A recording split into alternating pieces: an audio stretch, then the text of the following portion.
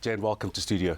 Thank you for having me. How do you maneuver around some of the misunderstandings of the codes? So the book is really targeted at simplifying the core elements of the code and is not intended to be a textbook that comprehensively covers every calculation and every part of the complex nature of the codes. We have 5 characters in the book who are all quintessential South African characters.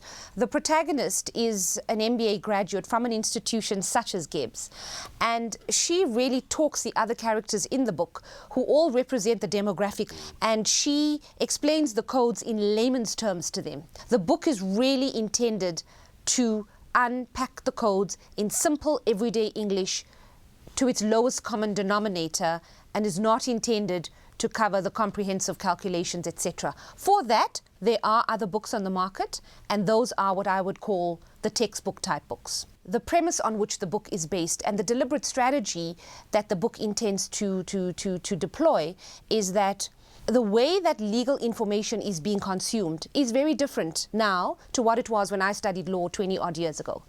And from a supply perspective, our partners, who are all alumni from Gibs, have recognized this, that the way that law is being consumed is different. And so what we're trying to do is to present the law in a fresh format.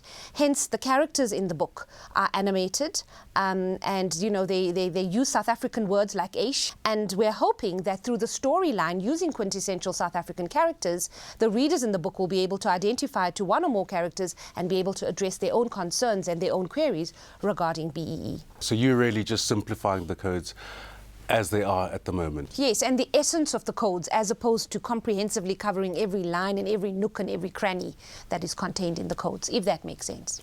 Another element in simplifying the codes, I guess, would relate to foreign investors looking at investing in South Africa and not having a clear understanding of the regulatory environment. We have multinational conglomerates operating within the South African context that have come to us for advice on how to operate in this context, you know, with the BEE legislation and be able to stand amongst their peers and compete effectively, their South African peers.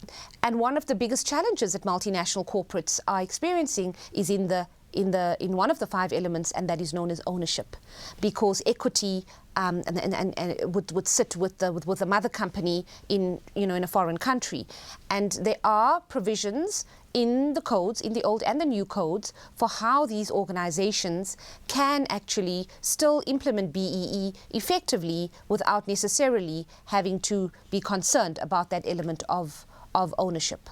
And there is a specific set of codes that is, a specific set of rules, rather, may I say, that is targeted at this particular set of companies, multinationals. Jane, thank you so much for your time and wish you all the best. Thank you so much for having me.